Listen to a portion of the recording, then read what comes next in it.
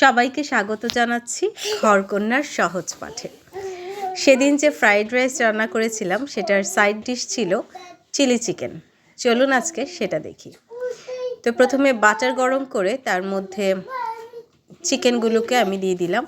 এটা frozen chicken ছিল, breast piece কুচি কুচি করা আছে। তো সেটা হতে থাকুক, এই ফাঁকে আমরা কাটাকুটি করি।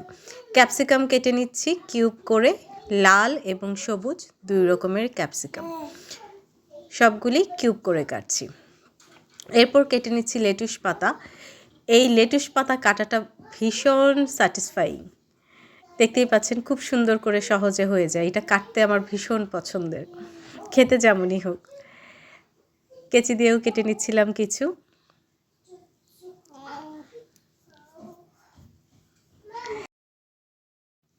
এরপর কেটে নিচ্ছি পেঁয়াজ। পেঁয়াজগুলিকেও আমি কিউব করে কেটে নিচ্ছি। এগুলিকে কিউব করে কেটে ছাড়িয়ে নিতে হবে। এরপর আমি কিছু পেঁয়াজ কুচি করে কাটলাম এবং রসুন কুচি করে কাটলাম। এখন কেটে নিচ্ছি টমেটোস। এর মধ্যে আমার চিকেনগুলি হয়ে গেছে। এখন একটা প্যানে তেল গরম করে তার মধ্যে দিয়ে দিব রসুন কুচি। রসুন কুচিটা একটু ভাজা করা হয়ে গেলে দিয়ে দিচ্ছি টমেটো। টমেটোটাও একটু হালকা ভাজা হয়ে গেলে তার মধ্যে দিয়ে দিচ্ছি সসগুলি। এখানে আছে হাফ চা চামচ সয়া সস, হাফ চা চামচ ফিশ সস এবং কিছু টমেটো সসও পরবর্তীতে আমি অ্যাড করব। এই পর্যায়ে দিয়ে দিচ্ছি কিউব করে কেটে রাখা ক্যাপসিকাম এবং পেঁয়াজগুলি। এগুলি সব কিছু একসাথে খুব মিক্স করে রেখে দিয়েছি।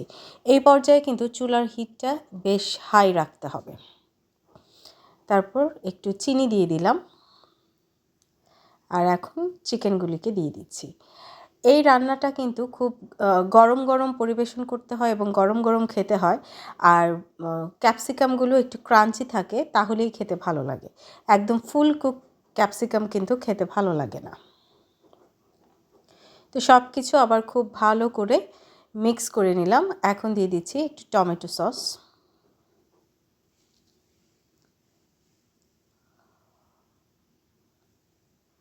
সেটাও ভালো করে মিক্স করে এখন অল্প একটু পানিতে কর্নফ্লাওয়ার গুলিয়ে সেটা দিয়ে দিচ্ছি।